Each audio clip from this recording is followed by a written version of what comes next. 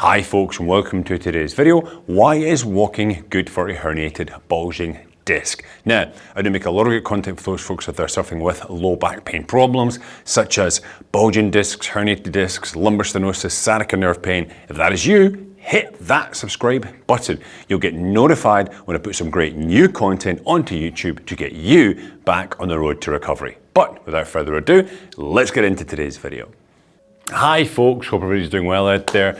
So today I want to talk about why walking is good for lumbar herniated and bulging discs, okay? It is very well prescribed. I don't know many physios that don't prescribe this. I prescribe it myself a lot as well to people. I do a lot of it myself as well. But why? Why is it so good? And why do we tell you guys to go out there and do it, okay? All right, so listen, there's a number of reasons for this. You may or may not know that a herniated disc, or the disc itself in your lumbar spine, in your cervical spine, in your thoracic spine, discs themselves do not have direct blood flow, okay? They get their nutrients basically through a system of osmosis, which is where we have a diffusion across cellular membranes. Nutrition goes in, inflammatory material comes out, okay? It's a long, slow process. So there is a blood supply close to the side of the disc, and that's where the nutrients will diffuse across. So it's a very slow process. So the action of when you guys are walking, okay, what actually happens with the spine, we use the two vertebrae here, and you're walking, now I'm talking walking briskly, okay, not just lounging around, but you're getting this motion on your spine, so I'll show it off to the side. So you're getting a small compression, decompression, compression, decompression with each step as you go. And it's like a sponge. You're basically squeezing the sponge, releasing the sponge, squeezing the sponge, releasing the sponge. It helps nutrients, okay, get into the disc, inflammatory material to come out of the disc, yeah? It has been shown very beneficial in many studies for general low back pain itself, but there's been a few studies which we can extrapolate from. One was in 2017 actually on runners. They were looking at kind of light jogging and fast-paced walking, and it did show how would you describe this in layman's terms? Almost a resilience building to the disc, okay? So it actually was basically creating some stimulation on the disc to make it stronger, okay?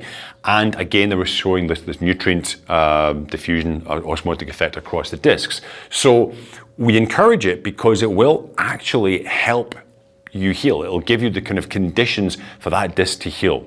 Now, don't get me wrong, a lot of people I've spoke to have been in agonizing pain from sciatica. They can barely get up and move around for 5-10 minutes, okay? This is how I tell people to start. If you're struggling with, you can't say, Colin, I know I should be walking, 30 minutes 3 times a day, but I can't even do 30 minutes in one go, okay? The simplest way to break up your walking is to make it much smaller segments, right? So for example, I want to achieve 30 minutes. I get to 10, 15 and I get too tired, I break down, I'm just too tired, okay? I just can't make it because of the pain, I'm getting weak, I can feel issues in my spine. Okay, let's break those 30 minutes into 6 5-minute walks. If you're getting to 10, 15 and that's when you break down, 5 minutes you're okay, then we break it into 5 minutes and we do it multiple times throughout the day. Every couple of hours you're getting out for a 5-minute walk, because cumulatively during the day, you're going to build up to that 30 minutes and you're going to be stimulating blood flow 6 times in those 5-minute bursts, okay? It's going to help the disc. If it's bad, I was speaking to one guy who was struggling. He was in a lot of pain, he was in bed, it was getting better, but he was still struggling. I said, look, get out of your bed, walk up and down your corridor 3-4 times, okay? Try to do it every hour or every hour and a half. Try to build up your small increments every time, yeah? That's going to help those nutrients, the blood flow to there. Because if you're lying doing nothing, that's why we say bed rest is the worst now. If you're lying doing nothing in your bed, you're going to get atrophy of the muscles, it's going to get weaker, you're then going to get secondary effects of increased muscle spasms and pain there because you've got so much weaker, there's no blood flow, all right? So you've got to get up and try to move.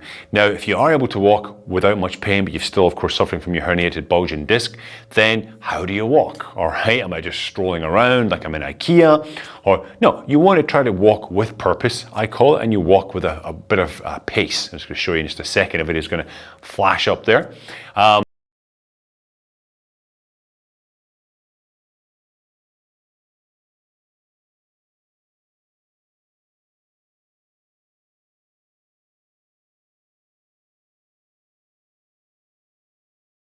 For those that don't know, actually, my own herniation bulging disc looks like it's come back after 18 years of being pain-free.